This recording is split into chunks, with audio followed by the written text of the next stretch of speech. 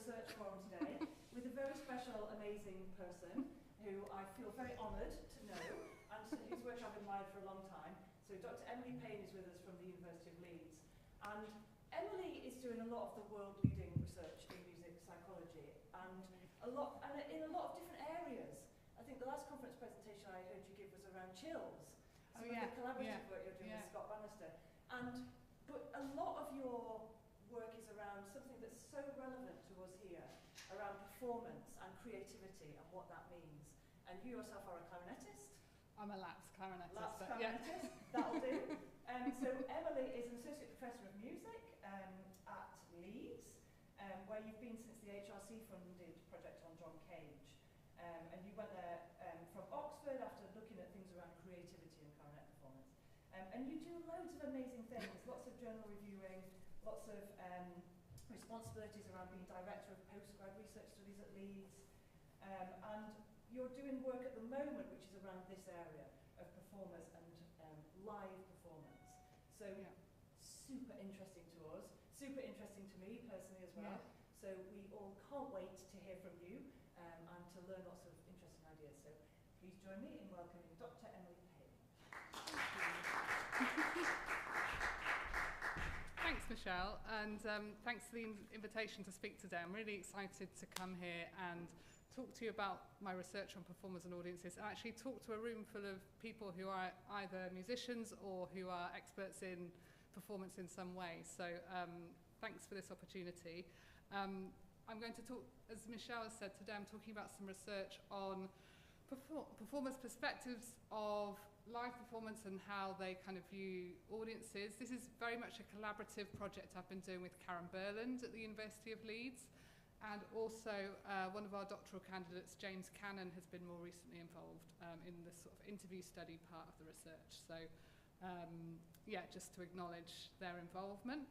And my talk today is, I have to admit, very much a work in progress. I thought this would be a really nice opportunity to share some kind of initial thoughts, like indicative findings from some of our research that have kind of struck me as I've been working through the analysis initially. So off we go. That's all my caveats on some of this research and maybe what you think might be the important questions or gaps or approaches.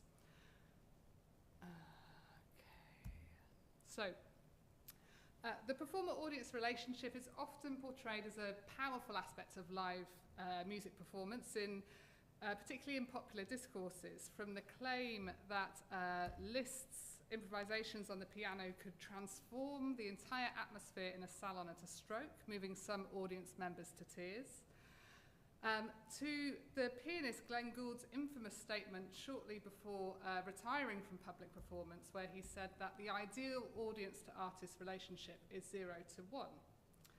So the significance of this relationship seems to continue to be relevant, going by a recent article on how to shape audience experiences by Adam Sasbo, who was the director of Manchester Collective until fairly recently, I think. And he said, as performers, we're trying to create energy and connection with the audience. And then finally, at a recent concert at Symphony Hall in Birmingham, the tenor Ian Bostridge stopped his performance of Britain's Les Illuminations in the middle of his performance to ask a member of the audience to stop filming the performance on their mobile phone. And he said afterwards that this decision to do this wasn't a kind of activist statement, it wasn't a kind of anti-audience statement, but just that the filming was very distracting. And he said, you're looking at the audience and it's very interrupting and distracting to have phones being held up. It breaks the spell. So if we kind of set aside for now discussions of what might or might not be appropriate audience behaviours and how they might relate to particular cultural ideologies and traditions, this image of performance as a spell that might be broken, I think, is quite striking and invites questions about what this might mean in reality. So these sorts of ideas and statements suggest that live performance is really ripe for powerful and complex encounters and interactions. And yet, most performance on live music tends to focus on the audience, and there's been relatively little scholarly attention paid to the relationship, the performer's view on audiences, and that relationship between performers and audiences. So the existing research has done a lot to offer insights into why audiences attend live events, what makes for an optimal experience from the audience's point of view, about the role of venue, about what audiences expect from the performances they go to see. And familiarity with the music is often key to the audience's experience, whether they're first-time attendees or regular gig or concert goers. So familiarity might relate to artist or genre, but it also relates to performer choices about programming and interpretation. And there's been a growing and large body of research that's sought to kind of document, maybe measure audience members' responses and behaviours across a wide range of contexts, including in live-streamed conditions. So Michelle, some of your work's been doing that, I think. And employing a wide range of methods, which might be self-report, there could be physiological measures, motion capture, observation, that sort of thing. And there's also been a sort of fairly large body of research that's identified strategies for enhancing and encouraging audience engagement. So John Sloboda's work's been particularly valuable in this respect, and has really demonstrated the valuable applications of this sort of research, but there's still quite limited understanding of whether or how performers directly address these issues in their practice. So some recent work has challenged the perception of classical music audiences as passive recipients, even when still and silent, and shown how there's much more of an embodied and relational sort of process going on in a live performance event. So there's been some really recent interesting research by Finn Upperman colleagues, which it was set up in a live performance situation, and they measured the movements of the audience during a kind of standard concert where everyone sat down throughout. And they were able to show that even though people appeared to be sat very still, there were kind of imperceptible movements that corresponded to the structure of the music. So there were these moments of stillness, they called them stilling points, where the audience was becoming still at the same time that the music was becoming still. So almost kind of, there's a sort of entrainment going on there, even if it might not be perceptible to you if you're sat there in the room. Which I think is really interesting, actually. And we're going to come back to thinking about the role of silence and stillness later on, actually, as well. And then finally, this sort of taken for granted relationship in some ways was foregrounded during the COVID-19 pandemic, when the audience, their physical presence was kind of withdrawn from performances. And that was one of the many challenges experienced by musicians, as Jane's actually done some research on as well.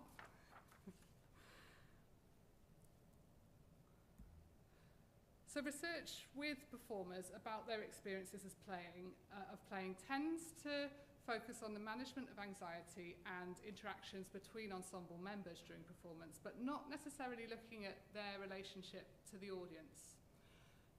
There's been some research done on strong experiences with music, so Alf Gabrielson's kind of classic book, brilliant book that kind of documents loads and loads of people's very strong experiences with music, including some performers.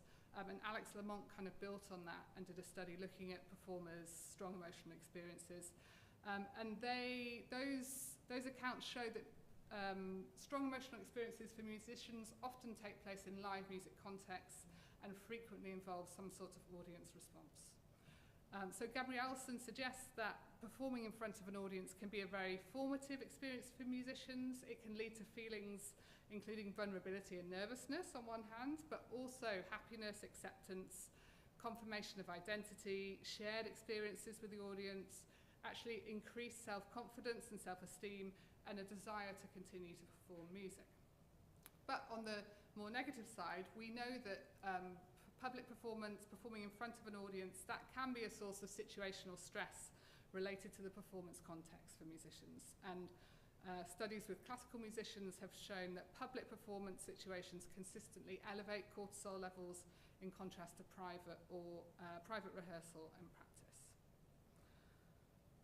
And there's some small studies here and there that have looked at the performer-audience relationship, in particular cultural traditions. So for instance, a study by Karen Berlin and Luke Windsor looked at free improvisation, and in that study the audience was described as a moderator to which the improvisers responded to in the moment of performance.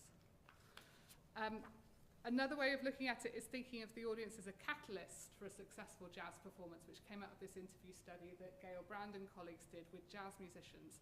And it was a catalyst that had the potential to impact the musicians both positively and negatively. And then finally, I really like this metaphor, this idea of the interplay between performer and audience as being something like a game of ping pong. And one of the participants in Gabrielson's study describes it as you get the ball back all the time. If they really get going, we get going even more. And you have this kind of back and forth during live performance.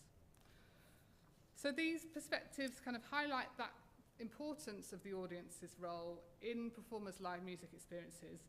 But we don't really know much about what this actually might mean in practice. So the aim of our research has been to try and, it's been very exploratory, and we just want to find out more, basically, about musicians' perceptions of live performance, their experiences with audiences. The research is underpinned by kind of three broad questions. We want to know how performers characterize and understand those experiences, the ways in which audiences may influence performers' creative processes at different points, and to think about if there are contexts in which that relationship between performer and audience is more or less meaningful for the musicians. So I'm just going to kind of focus on that first question today. And we've done kind of two studies. The first one is complete but not written up. The second one has been ongoing and we've just finished data collection now. So I'll start just briefly explain the questionnaire study. We opened this up to kind of all musicians, basically. We kept it very, very open. We recruited participants through social media, and we framed it as a study of live performance experiences. We didn't specifically mention audiences. And we had 78 participants overall, quite a wide range of instruments. Fairly experienced musicians, so I think 88% of them had at least 10 years reported playing experience. They mostly identified as professional or amateur. There were some retired, some students, I think, and some who described themselves as kind of semi-professional. And they ended up being mainly classical. These are the styles that they performed across. So lots of them performed across lots of different styles. And I'll come back to why that's important actually a bit later on. And then following the questionnaire study, we wanted to kind of focus in a little bit more. So we focused on musicians with a classical background, had been trained broadly in a sort of classical way. And these were follow-up interviews with some questionnaire participants and some new participants we recruited through a kind of snowball approach. And again, these were very experienced musicians. They were mostly professional or semi-professional. And as I said, they're mostly classical trained, but again, working across different types of contexts and traditions. So I'm going to focus on some of the outline findings from the interview study to talk about today. So here is an idea of the interview schedule. So myself and James Cannon conducted semi-structured interviews of up to an hour with our participants. We began by just trying to explore a bit more about participants' experiences and characterizations of their live music experiences. We asked them to explore what the word atmosphere meant to them and what elements might shape a musical atmosphere. And the reason for that was because it came up quite a bit in the questionnaire responses, and we wanted to just dig into that a little bit and find out more about what people thought about it. We asked whether it was possible to describe typical audience, whether participants felt that they had a sort of sense of a relationship with their audiences when they were playing, and if not, why? If they did, why, and in what way? We asked them to reflect on particularly memorable experiences with audiences, which could be positive or negative. We asked sort of the extent to which they were aware of audiences during performance, and what things that might shape that awareness when they were singing or playing. And we asked them to talk about the ways in which they may or may not deliberately attempt to communicate with the audience. So that could be through the music, could be through speaking, through gesture in the body and so on, and whether there were particular strategies they used for that. And then we moved on to sort of thinking about their experience as musicians and their sort of background and training. And the reason we did that was, again, because they're very experienced musicians, we wanted to try and capture or get a sense of how those experiences might have changed, and that we thought that could be quite a useful thing to try and find out more about. We had a sense from the questionnaire that musicians or the participants' approaches to audiences tended to be quite intuitive and developed through experience rather than through maybe formal training. So we wanted to try and probe that in a bit more detail. We asked as well if they were teachers, if this was something that they talked about with their students as well. So today I'm just going to focus in on sort of ideas around atmosphere and this sense of experience and whether that relationship with audiences has changed.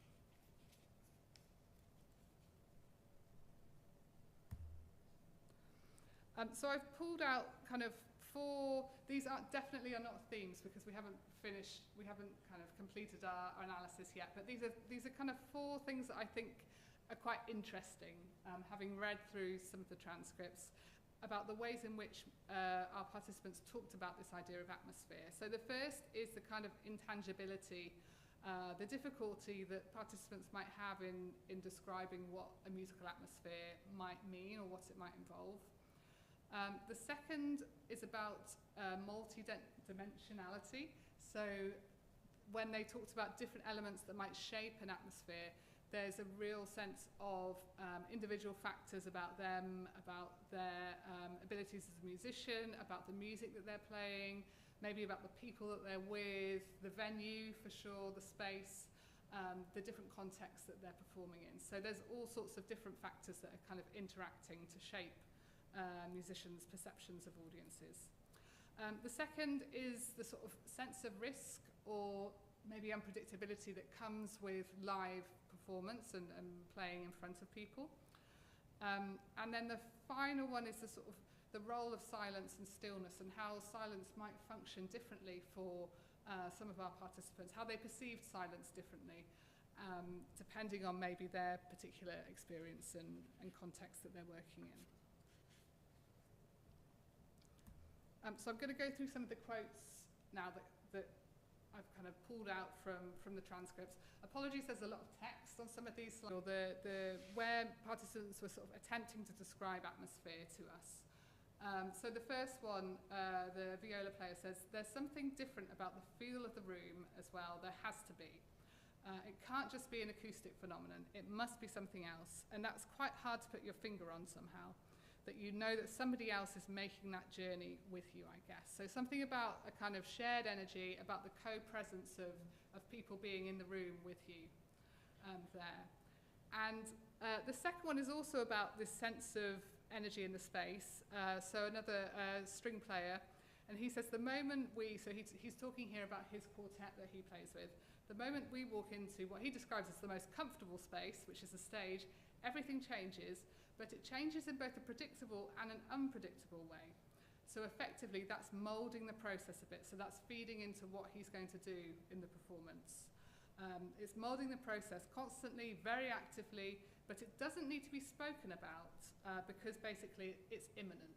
So it's not something that, as musicians, you would necessarily talk to one another about or articulate or need to talk about. But there's definitely a shift and something that then has potential to affect what you're going to do in performance.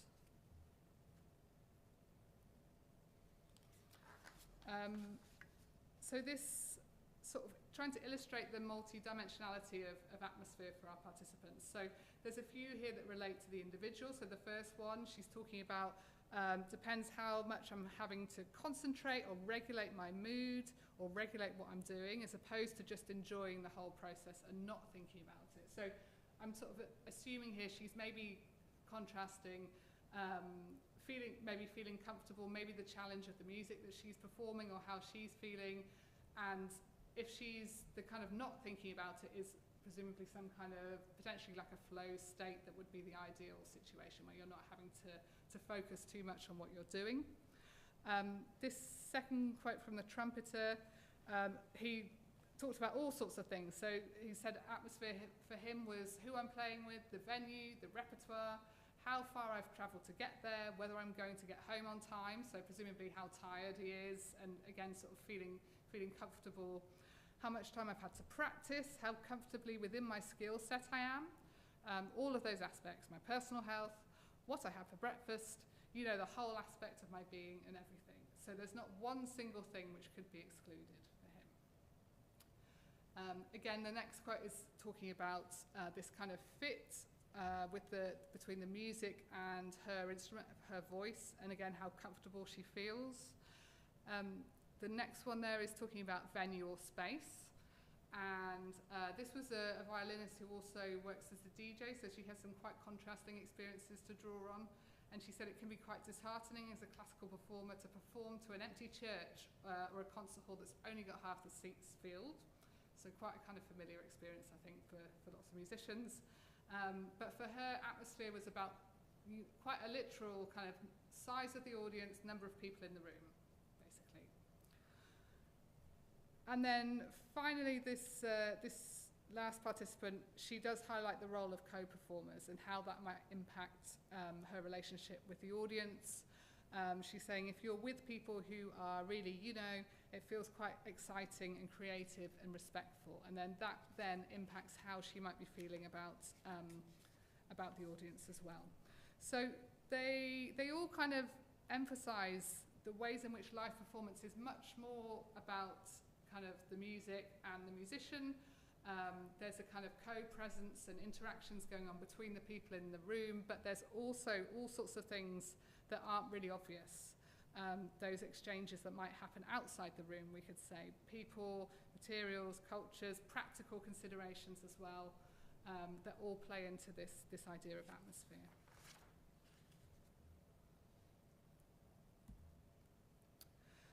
So several participants talked about the unpredictability, maybe the sense of risk of live performance. So the first participant here is contrasting the process of making recordings with a live performance, and she said making recordings isn't the same as performing live with all the peril that comes with it. So quite a strong word there she's using, and the audience engagement with what you're doing. And the next person is talking about the split-second decisions she uses. She might have done a lot of preparation and rehearsal, but when she's in the room, she makes decisions based on the people in the room, based on how it feels, that might really shape what she's going to do actually in performance. How I'm going to do something, where my points of focus are, how exactly, what style of performance almost that I go for. And then finally, this is one of my favourite quotes so far. This pianist says, without an audience, it doesn't take off. So she talks again about the practice process, the rehearsal process. After she's done that, I play it to people for the first time. The way the whole shape of the piece changes is like a ceramic pot going into a kiln. It starts off mushy, and then it sort of takes form, and then it gains a new form, which is what I think of as its performance form. So it's the difference between reading through a script and rehearsal and then really projecting in a theatrical play, for example. So again, this kind of sense of emergence and things being very much unfixed, actually, when you're performing live. And often when we talk about risk, like possibility of failure, unpredictability, that in the kind of scholarship, again on creativity that we were talking about earlier, often it's improvisation that is attributed and connected to this sense of risk. But all of these musicians are playing in a kind of fairly traditional classical context, and I really like the idea that things can still be exciting and change on the spot in live performance, even if you're playing from a school.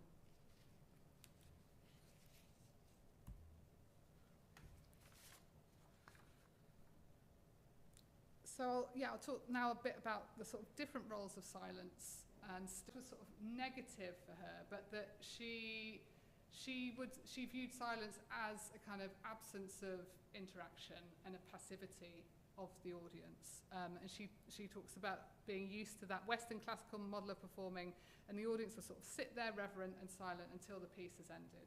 And again, potentially because she also contrasted that with some of her experiences of DJing, which is kind of at the other end of the scale in terms of very obvious interaction and interplay between the DJ and between the people on the dance floor, and a very sort of reciprocal relationship where the energy might shift depending on what the DJ plays and that sort of thing. So she contrasted that for her with the silence of the concert hall as feeling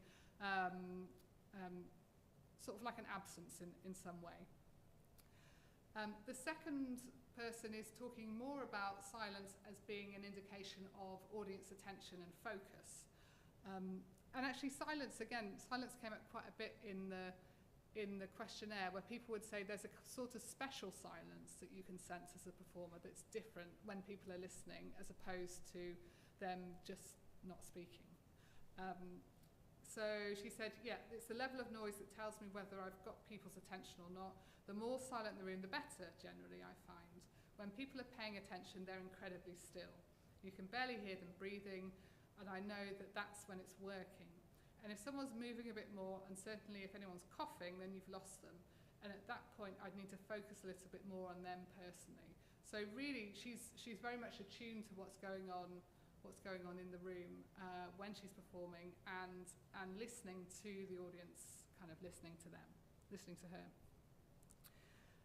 And then finally, this pianist, again, she is interested in, or for her, silence was a sign that the audience is listening, but for her it's more about an absence of movement.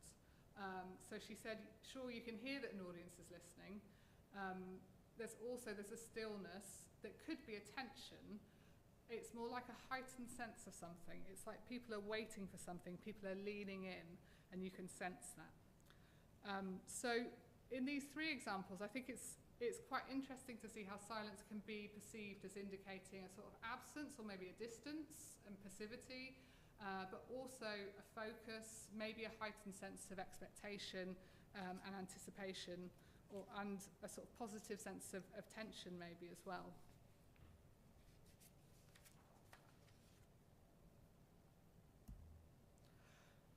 So I'll go on to talk a bit about how, sorry, the text is really heavy on that side, how participants felt that relationship to audiences might have changed over the course of their kind of playing. And one thing I'd like to maybe highlight before I go through these is that often these experiences are described in quite kind of self-transcendent terms. So thinking about taking your attention beyond the self. In contrast to maybe how they felt earlier on in their playing careers. So the first vocalist said, I got more comfortable as my career progressed. And all of these, in a way, talk about performance anxiety as well, and how that might have shifted. I had less performance anxiety, I felt more comfortable, but I do like the audience, and I always wanted them to like me, for better or worse.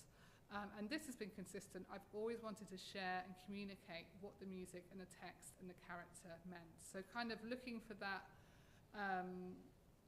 wanting the audience to like her, so this kind of maybe looking for some approval or validation from the audience, but the audience is obviously very important to her, and there's an emphasis on wanting to share, communicate, and that's obviously quite a meaningful thing for her in her practice. And again, this second participant, again, is talking about validation. As she's saying, as a younger person, you wait for that validation to know whether you've done well or not. And I suspect one of the things that contributes to that performance anxiety is some sort of doubt.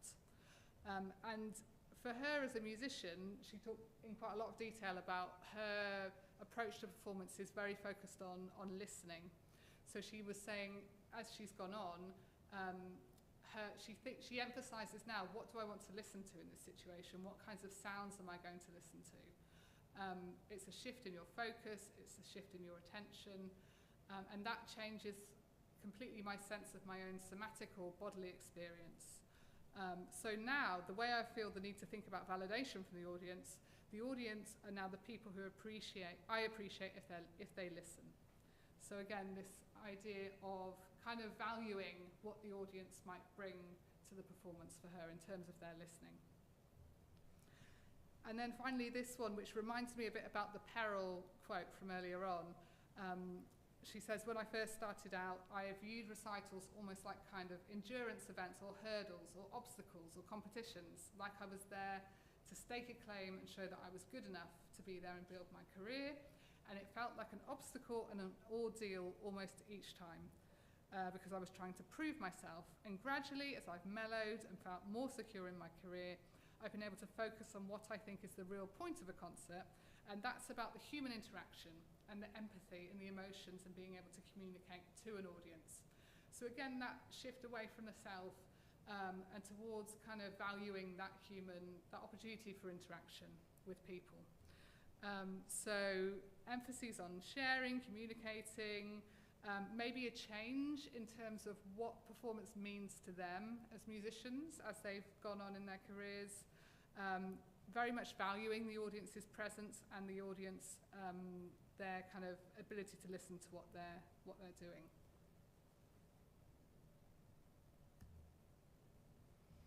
I've got some other quotes on kind of training that participants received earlier on in their career, which we can come back to maybe later on in the discussion if there's time.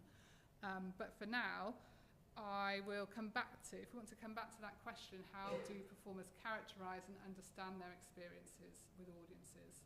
So there seem, with audiences, there seem to be interconnections, all sorts of, it's a very messy situation, a live performance event, and there are all sorts of individual, social and contextual factors going on.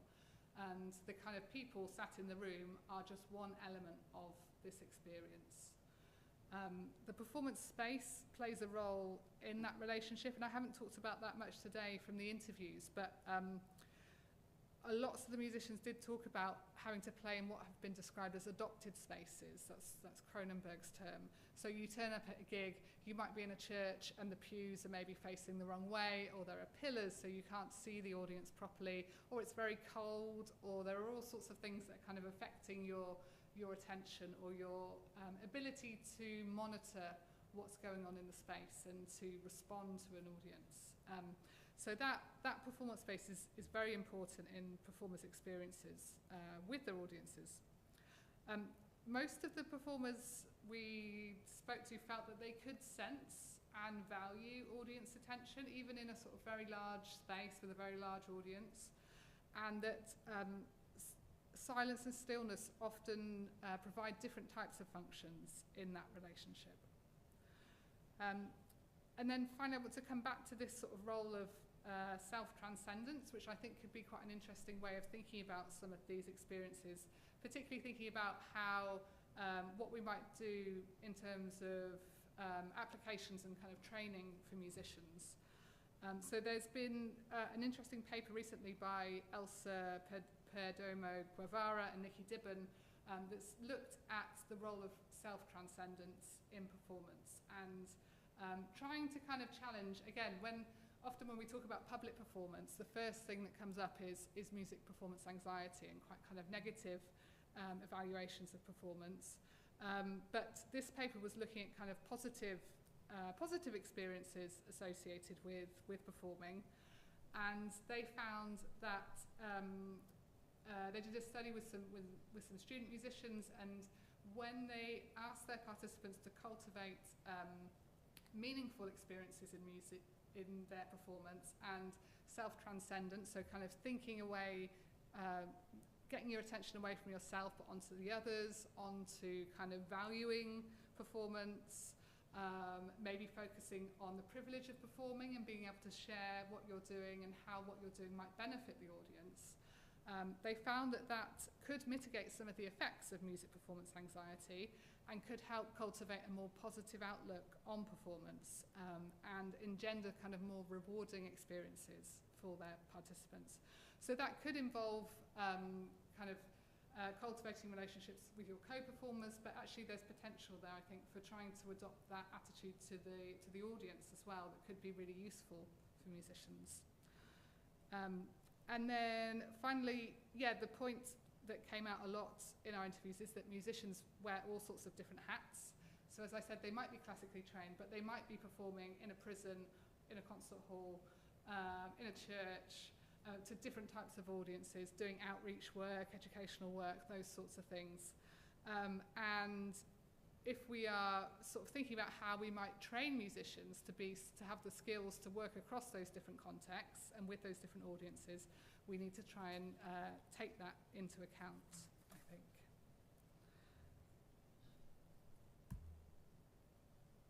I've talked a little bit already about applications, but what Karen and our ambition really is to try and work towards a framework for understanding the performer-audience relationship. And that's not to kind of universalize about all experiences, which would be a bit tricky and a bit problematic, but to try and maybe think about those commonalities across people's experiences, try and peel back the layers of the live music experience for musicians, we've obviously only looked at the performer side of things in our research as well, so if we could we want to try and develop a way of looking at the two together, the audience's experience at the same time as the performer's experience.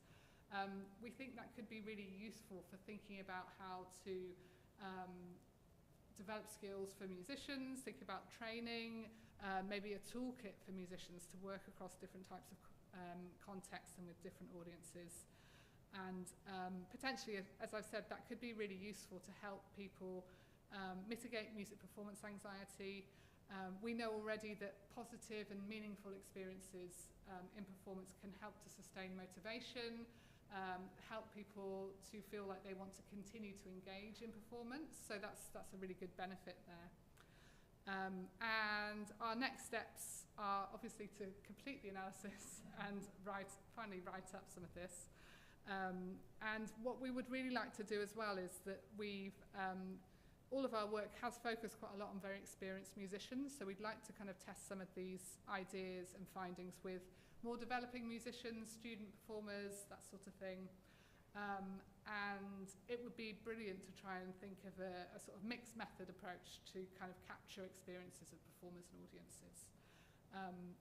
At which point I'd probably throw out the question to the audience about what you think, where you think this research could go next.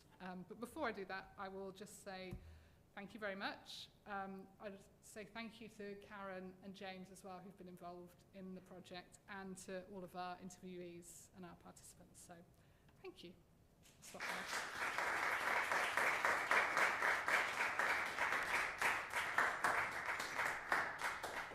Thank you so much, Emily. So relevant and so close to our hearts here.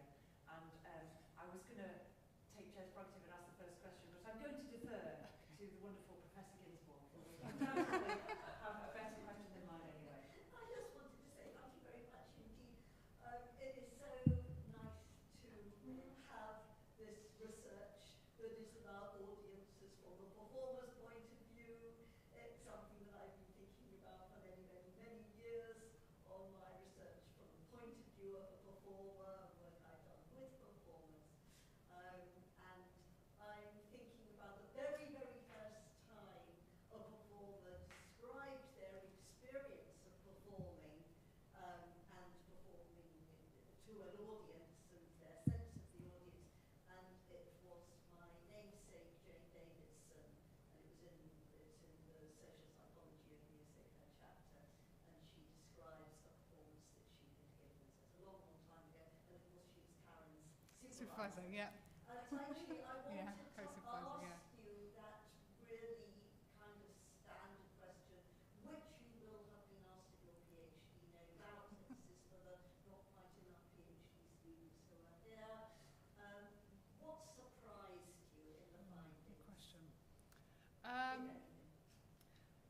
We have, so what I haven't talked about as much is that there were, when we got on to talking about audience dynamics or having a relationship, that some participants felt they didn't have necessarily that the audience didn't mean a lot to them actually in what they were doing. And it wasn't that we weren't expecting that, but that it was refreshing, I guess, that there isn't a sort of rose-tinted view of, I'm always trying to connect with my audiences, and for some musicians, they'd say, well, particularly when they reflected on their memorable experiences, if they were sort of negative where something had gone wrong or there was a poor fit between, often it was about layout or the music that had been chosen didn't fit with the kind of function of the event they were involved in and those sorts of things, that audience wasn't really on their minds and was less important, I think. Can I come back to? Yeah. I'm sorry. I hope this will be more like a conversation, and that other people will engage in conversation with you as well. But this is wearing my music in the round hat, and for anybody who's been to Sheffield and been to a music in the round concert, you will know that the audience is all around you, and it's really interesting talking to performers about how they feel about performing in that context. Either if they are regulars, and sometimes they have to go and perform kind of face on to the audience, or if it's the first time they've been and they feel really awkward because they don't know which direction to bow in or how to talk to the audience. Yeah. They're kind of embarrassed about having to walk around and face in different directions. But there is something amazing about being able to as a musician, to be able to feel as though you are really communicating and you're bouncing back off the audience, and that absolutely happens in genres other than kind of standard Western classical music. Did your interviewees talk to you about that? Yes, About non-Western contexts, yes. or about the bouncing back. Genres and about different contexts. Yes, so the musician who talked about, the pianist who talked about the kiln analogy, the pots, ceramic pots, she has done a lot of performances. So she's a concert pianist, she performs internationally. She also does a lot of work in prisons, and she said it wasn't until she was actually in a context where initially when she went into that context, I think she said she felt it felt a little bit antagonistic, because she was like, I think she described it as, I want to kind of lay my cards on the table about who I am as a musician, why I'm here. But that playing in that environment really taught her about the value of kind of human interaction and talking about what you're doing. And she said, as her training, she's my age, so she's nearly 40, but her training as a musician had always been like, okay, don't say too much about the music, because it will kind of sully the experience for the audience, and we just want to keep it very very sort of mystical, and don't tell them too much, and those sorts of things. But actually she said that's been the most important thing for her as a musician, has been that experience of prison performances. Yeah. I'll say one more thing, yeah. and I'm going to be quiet. It just makes me think of Roddy Williams, again, coming to Sheffield. He's doing a big shoot at Cycle. He was about to sing Shirley Miller in the Wigmore Hall, and he came to us first. And he said that two things. Firstly, I'm not off book yet, so I'm going to do it with the score. And secondly, I've been thinking about what I was like as a young man, and I'm going to tell you the story of my life and the story of my life. And he did it, and it was wonderful, and everybody adored him. Even the people who hadn't adored him before adored him by the end, because they got to know him. So Yeah. Think about, keep it mystical. Excuse me. It's that empathy, isn't it, I think? Yeah. It's really important. Yeah, for both. Yeah. Ask questions now. I've got two. I don't know if you might want to jump in. Go for it. Yeah, you mentioned that some of your participants had teaching experience. Yes. And I was kind of curious whether there was any distinction between the way they responded or talked about their experiences as those who perhaps didn't have teaching experience. Probably the quick answer is I haven't looked closely enough to. That's something to think about, I would say, but I haven't looked at it to be able to give you an accurate answer on that. I can talk through. There's some of there's a few things here about people's training experiences, or basically, and obviously things might have changed because these are people who were, I think the youngest participant was in their 30s, but they talked about any kind of development they did about strategies with audiences very much self-led, tended to be, or done in quite an intuitive way. So like this, and again, this is one of the older participants, but he says, nothing formal, just watching and doing and being amongst orchestras, you get the idea of how the rapport is working. Gradually it works up in your mind, becomes a feature that you're not aware of. And I thought this one at the bottom was quite interesting. Often it was affiliated with criticism of not giving enough to the audience, not being what you might call musical and offering something. But yeah, that doesn't really answer your question, but I think for lots of the participants, they hadn't had that kind of formal training. They'd learned about it. Often they'd learned about it more if they moved into a sort of a particular kind of tradition. So someone who was working a lot in the experimental music, they thought a bit more about how they were going to, what they were going to do with some quite obscure music to kind of bring it alive for the audience. Someone who worked on medieval harp and talked about kind of historical performance, that there was a bit more of a sense of how this was going to be communicated to the audience. But yeah. I'm jumping in on my questions now anyway, because it's related to this, and Adam might be thinking about this as well, which is that we've been thinking about this a bit, and after COVID, because during COVID we did these live stream concerts where a few of us kind of did a Q&A as well with the performers, and Adam is brilliant at this. And after we came back from COVID, we carried it on. So we tend to have someone hosting our symphony orchestra concerts, and Adam did the last one. And that includes talking a bit about the music, but also maybe talking to the conductor. And often we try and talk to one of the players, get one of the students out, talk to them about an aspect of rehearsal. And actually, it seems to be, audiences seem to be quite enjoying that, as far as I can tell. That kind of trying to make that connection more through the sort of verbal part of the performance as well. Yeah. But we are wondering whether we should build some of that into the training.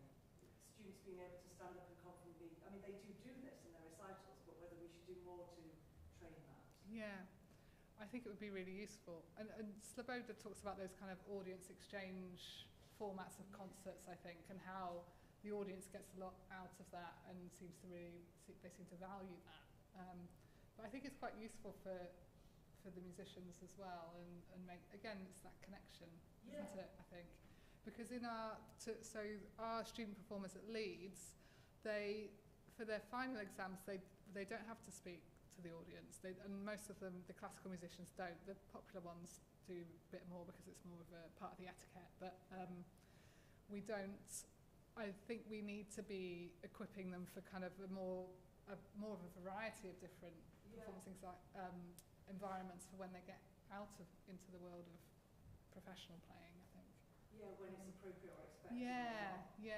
It's a really interesting question. I've got one more, but I'm going to let other people go. Good.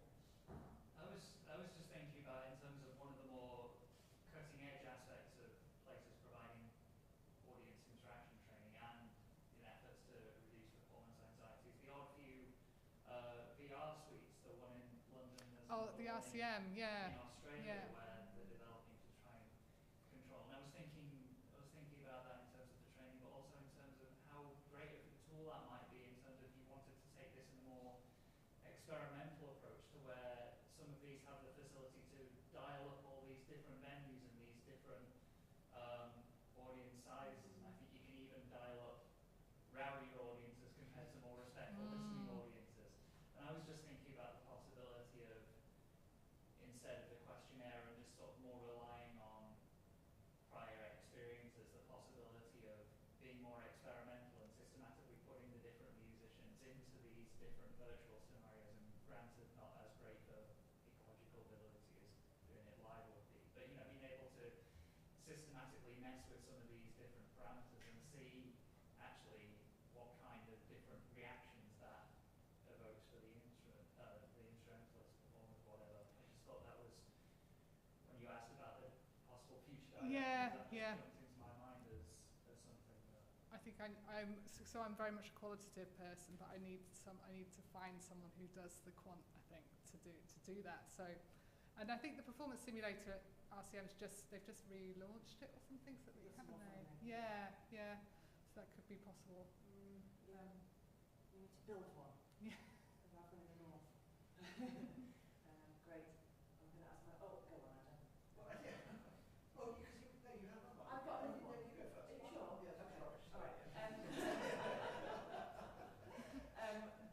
Mine is kind of a holistic one about something that came up that I think relates to music psychology as a whole, and it's one of the challenges that gets levelled at our work, I think, which is that idea that music psychology approaches can try and capture something that might be generally applicable or relevant for other people, perhaps in specific parts of the world or from specific backgrounds or certain ages. But that idea that there's never a formula for experiences and you can never get everything. And your intangibility theme, I think, is beautiful there. That representation that there's something in a performance that no matter how much research we do, we will never know what that little thing is. Yeah. I think that's really lovely. Yeah, it's just very messy as well and tricky to get a handle on, I think. But I guess that's why it's quite interesting. Yeah, and it's nice, isn't it? I mean, Yeah. sometimes I enjoy this and sometimes I don't. But that idea, that frustration of you can run all the statistical tests in the world and capture all the data and do all the hour-long interviews, but there's something you'll never get at. And it's also frustrating and satisfying that music has a bit of magic. Yeah. Is Yeah. that part of what you think you're seeing in that theme, or is it? Yeah, I think so. I sort of go between the two as well, because you can have those situations where I think another academic was talking to me about how he'd been at a performance at a church, an even song or something. It was around the time when Ukraine had just been invaded, and he'd had this what he felt was a really profound experience being in there, listening to the music, and he saw one of the singers afterwards, and he was like, "Oh, there's just something really magical about tonight," and it felt different, and she was like, "Oh yeah, it's just the same. We do that same music every night." It's like, it doesn't. So that kind of that disjunct as well between people's experiences, that can be something can feel really profound and meaningful to one person, and the person sat next to them is kind of thinking about their shopping or something like that. That it can be so different as well. Again, it's frustrating to try and capture that, but I think that's quite interesting. It's quite exciting, and a challenge for training. Yeah. How do you approach them to cater for all that huge amount of audiences? And also how you deal with a few people look incredibly bored in the audience, but actually that's not necessarily the case. Yeah. And what you have to kind of focus on what you're going to do about that, and not get too tied down with are they enjoying it or not, or that sort of thing. I do that with lectures sometimes where the students, you can't really tell what's going on in their minds, but you have to just try and do it. Yeah. Tell yourself that everyone's loving it. Yeah. Go for it, Alan. Well, I mean, Emily, thanks. Really fascinating and really urgent work. Thank you. Just fantastic. I was really interested in, at the beginning of the presentation when you said, well, recruited lots of musicians, mostly from social media and things. And I found that very interesting as well, because of course musicians on social media have a sort of public platform of their own, so to speak. And that made me think a little bit about when the musicians answer the question, their sort of perspective of doing it, if you like. So if you're part of an orchestra, and the orchestra has lots of people in, then you might have a sort of slightly different perspective of the audience and the audience reaction and relationship with the audience than like the one pianist, for example. Yeah. And that one person, basically what you're asking is, are you good at your job? And the pianist is going to say, yeah, I can engage with the audience, I'm good. But frankly, the pianist doesn't really know, because they're sitting side on.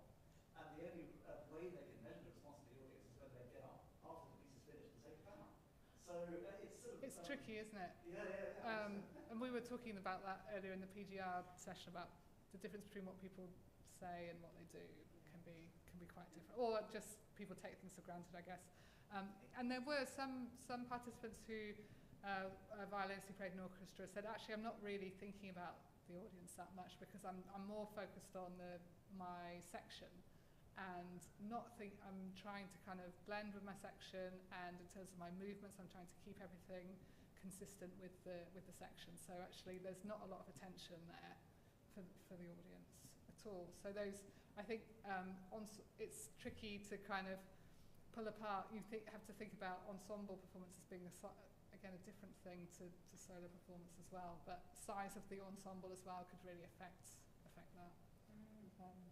There was a difference as well between in the questionnaires, I think, between professionals and sort of more amateur performers, where in amateur situations you're more likely to have lots of friends and family in the audience. So there's going to be a different type of focus there than if you're kind of gigging and just playing to strangers every night and that sort of thing.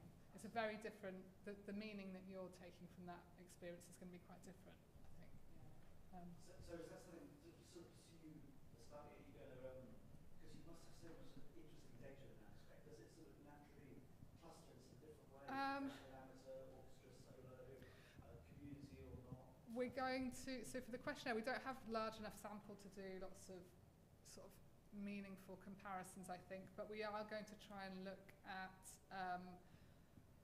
we might try and compare the people's, the qualitative responses about memorable experiences, compare maybe ensemble ones with solo ones or something like that, to see if there are any differences in the themes that come out. Yeah. Go for it, John. Thanks, Michelle, and thank you, Emily, for a very interesting presentation. I just want to follow on from Adam's comment there about the pianist not looking at the audience while they're playing normally, and then at the end sort of getting compensating them. So this is to do with vision. And I'm wondering, first of all, do you think there's any difference for musicians who look forward at their audience while they're performing, first of all? And also whether they're reading notation or not. Because if you're a jazz band, you generally will be facing your audience, and you might have a lead sheet, but for a lot of the time you probably won't be looking at it. So I'm wondering if that sort of vision aspect and the notation aspect brought in things. And then the second question, which is kind of related to the jazz example, is to creativity and improvisation. And I'm thinking here as well of things like a band playing for dance, where people are dancing as a kind of audience, or a DJ making creative choices and the responses they get. So I'm wondering if you think there's scope for looking at the sort of level, as it were, of creativity that's involved, and whether that has an impact, because it's like a feedback loop, isn't it? If you see, you hear, and then you make choices, the audience will get back, which is different from the sort of classical scored scenario. Yeah, it's very sort of more participatory, I guess, the sort of DJ example, and obviously reading the room, literally reading the room and what's happening. What was the first question? It's about to what extent musicians literally face forward. Oh yeah, and look, yeah, and whether yeah. they're reading or not. Yeah, I would say, although actually quite a few of the pianists did say they still felt that it wasn't necessarily about what they could see, but they could sense attention without necessarily having the sight lines that they needed. And it was about listening as much as what they could see, which I thought was quite interesting. We had someone talk about playing in a pit, actually, where you can't see the audience, but you can get a sense of what's going on and how they're responding to things nonetheless. So that's quite an interesting example, I think. Yes, and I think that was why, so the kind of distinction between different types of maybe like the more presentational and participatory music performance, that's why we kind of we realised we needed to try and focus a bit more with the interviews and kind of stick to sort of one mode of performance in some ways. Because I think probably there are things that maybe classical musicians could learn from DJs though, in that sense of, or maybe it's sort of thinking about more experimental concert formats where you're changing what you're doing in the moment, or you're mixing up the track. Did you do something like that with your camerata work? Yeah, Is no, that we didn't change it. It would have okay? been nice to. Yeah. I think they might have done something at McMaster in the Live Lab there, where they did Yes, something with yeah. jazz improvisers, and the audience could decide who was doing the solos Okay, by yeah. moving. Have I dreamt this? By moving ducks on a screen. I might have dreamt this. But I think they did something like that. Sounds less plausible as you go on. It does. It does. It sounds like this is not actually true. But Yeah. I think they did something like that, where the audience could choose who did the solos. Yeah, and you can imagine maybe sort of a programming, you could choose the pieces or say, oh, I want to hear that one again, or that sort of thing could be quite interesting to see what comes out. That would be fun. Yeah. Yeah, absolutely is. Yeah, I was going to ask a very similar question actually, so it's sort of repeating everything, but I suspect that most of the responses here seem to be from people broadly in a sort of classical music space, or at least adjacent to that. Mm-hmm. And I would suspect that people involved in that sort of white shirt classical music would give very, very different answers to, for example, people making EDM for raves, or jazz musicians, or metal guitarists in terms of their relationship with their audience in the gig environment. I wonder if it's a possible purpose of this research to explore those differences in those groups. Yeah, I think that could be really interesting. And again, I think there's stuff that could be useful to take from other more popular genres to think about for classical performance. We do have some PhD students doing work on EDM and DJ practice as well, actually, in the school. And James is doing some research on DJing and kind of well-being and things. But yeah, I think that could be really interesting to try and not compare, because in a way it's like comparing apples and oranges, but think about maybe some commonalities about, or interesting differences in terms of, say, what a shared connection might mean for maybe a DJ compared to an orchestral musician or that sort of thing. Yeah.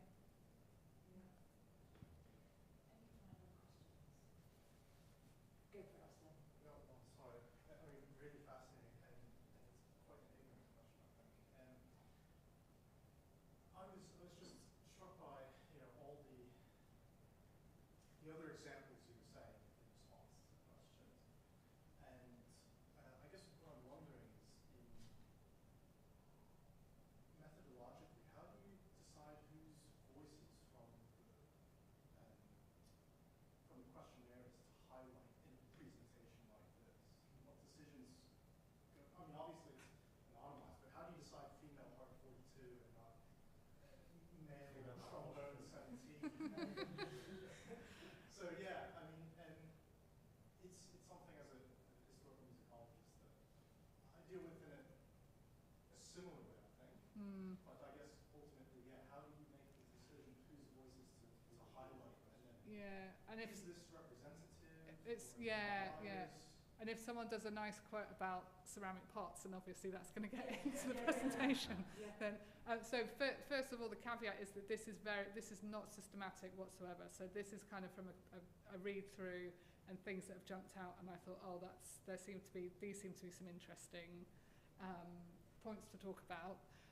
So whether or not these end up being in the final kind of written up papers, I don't know for sure. We need to do a kind of quite a thorough thematic analysis between the three of us, and we'll sit down and we'll have all done our coding, and then we'll try and cluster those codes into themes and see what seems to be more prominent. And it can be partly about how many people talk about the same thing, but not always. So it will be that there's a lot more kind of rigor that wouldn't be needed to go into kind of choosing whose voices get heard when it gets written up, I would say. Does that answer your question? Yeah, it wasn't. It's tricky though, isn't it? Yeah. No. But more of just simply how you go yeah. about. Are they illustrative? Do you try to tend to throw in, some that seem to be speaking for the collective, and maybe one or two that are outliers? Yeah, I think it's always interesting when you have different perspectives on the same topic. But it's the kind of thing with qualitative research, or sort of when you're talking to people, that maybe the voices who are could be a bit less articulate or a bit less able to describe things, maybe they don't always get as much attention actually in this, and that's maybe a limitation of some of this work. I guess Jane, you'll have ideas on I this. just wondered, I mean, because there's guidance on this. I mean, it's a question of whether you're looking for themes, in which case you're likely to do a thematic analysis, or if you're more interested in individuals, people's experiences, in which case you'll do a phenomenological analysis. I'm really sorry, Emily. Did you say how you analyse these? Thematic analysis we're going to do. Yeah, we will be. We haven't done it yet. Okay, yeah. Right. Well, then that's the answer. So what you're looking for is themes in common, and you do it by a whole series of iterative coding, and then pull out quotations that will illustrate those particular. Right. So So it's very much not ad hoc. No, of course, I wasn't implying. No, I'm not suggesting. Once you got the theme, and you know, this is, okay, we have 10 people that talk about this theme. And you can do that. You can do that as well in a content analysis, where you actually do say, X number of people referred to this X number of times. It's certainly an interesting thing to do. But for a presentation like this, you just choose the quotations that will give you something to think about. They're a bit juicy as well. Yeah. Hopefully. Juicy ones. Yeah. Put your time to that, John. yeah, just to, that's a really, really good methodological question. Yeah. I think, as Jane said, it's a rigorous process. It's not objective. It's rigorous. And once you've done your codings and you've got to your categories sometimes, which is like a middle ground between codes and themes. When you've got to your themes, you should always then be able to trace back your themes to the quotes that led to the theme. So you go back to that bunch of quotes and you think which one illustrates this theme. But another thing that I do is that I check if all the participants are represented roughly equally. Because if I can't do that, then there's probably something wrong in the analysis, because that theme should represent the whole data set. You see what I mean? So that's one thing I'm trying to do as well. It's like, it's not, again, it's not a mechanical process, but if I'm not hearing what from in trombone 17 or whatever, I might think, well, why is that? You should be represented in each of these themes somewhere. But I think it's really important to say that an occasion like this, and you're making the most of it. I'm not making any claims for the data here. Yeah. This is Yeah. what you've got. Yeah. What do you think? Yeah. What's missing? And you're getting feedback, and that's what these presentations are just lovely for. It'll be, and you're planning to publish, I take it. Yes, but I think we're going to publish the questionnaire study as a whole, and then the interview study we might pick out particular topics and talk around topics. So maybe something on kind of levels of experience and the sort of training and that sort of thing could be a good frame for some of this, I think. I'm really interested in atmosphere as well. I think that's something that, yeah. Thing is really interesting, the way you think about an audience at the beginning, your first. And it's really interesting because there's a kind of, I don't know whether it's a U shape or an inverted U, but you think about little children who just love to show off, who love to perform, who stand on a table in a pub and dance. And then what happens, then they'll go through a phase in their training where they're suffering from performance anxiety, have to be pushed on from the wings, and then all we're looking for at the end of our careers is just to have that fun of being on a stage.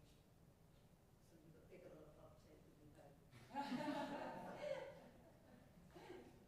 We would all come and hear you perform on a pub table. Absolutely. Yeah. In fact, we have some pub tables. So I think on that note, we should retire to the bar, but we have two jobs to do. The second is to thank Emily, which we'll do shortly, and the first is to wish Bofan a happy birthday. Happy birthday. So thank you so much, Emily. This is just kind of right up our street, and as Adam says, it's urgent and important. So thank you so much for coming and sharing it with us, especially this is a busy time of term for all of us, isn't it? So It's nice. It's a nice excuse to get away for a day. And yeah. So thanks for having me. It's been great. Yeah. Thank you for coming. Thank you. Thank you.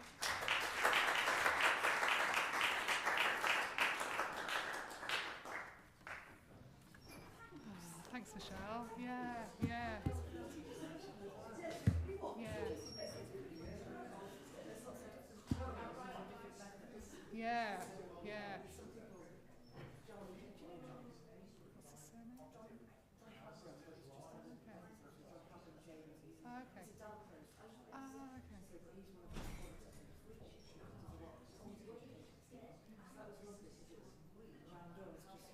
Okay.